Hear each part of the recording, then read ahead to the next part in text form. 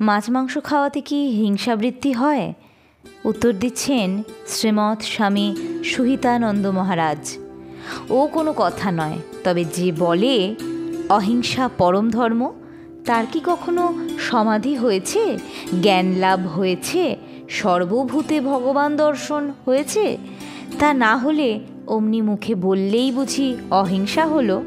যখন দেখবেন আপনিও যা, পিঁপড়েটিও তা, কোনো ভেদ নেই, তখন ঠিক ঠিক অহিংসা। তার পূর্বে কি কখনো হয়? এই যে বলছেন অহিংসা, আপনি কি হিংসা ত্যাগ করতে পেরেছেন? কি খাবেন? আলু? আলু পুঁতলে তাতে গাছ হয়, তাতে আবার আলু হয়, সেটার প্রাণ নেই। ভাত খাবেন? ধানগুলো ছড়িয়ে দিন, তাতে গাছ হবে, তাতে আবার ধান হবে, তার কি আর প্রাণ নেই? আচ্ছা ধরুন জল, ওতে কত লক্ষ লক্ষ প্রাণী আছে। অণুবীক্ষণ যন্ত্র দিয়ে দেখুন, কি করে সে জল খাবেন? বেঁচে থাকতে হলে নিঃশ্বাস নিতে হবে, প্রত্যেক নিঃশ্বাসের সঙ্গে সঙ্গে আপনি অসংখ্য জীব নষ্ট করছেন, তার বেলা দোষ নেই? যত দোষ হলো মাছের।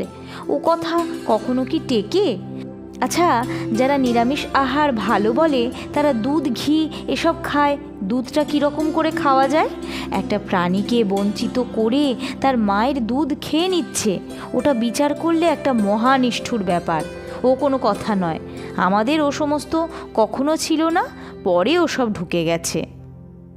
স্বামী ব্রহ্মানন্দ। আলোর সন্ধানে, গল্পে গল্পে তত্ত্বকথা। ভিডিওটি ভালো লাগলে লাইক কমেন্ট করে জানাবেন, শেয়ার করবেন সকলের সাথে। ধন্যবাদ।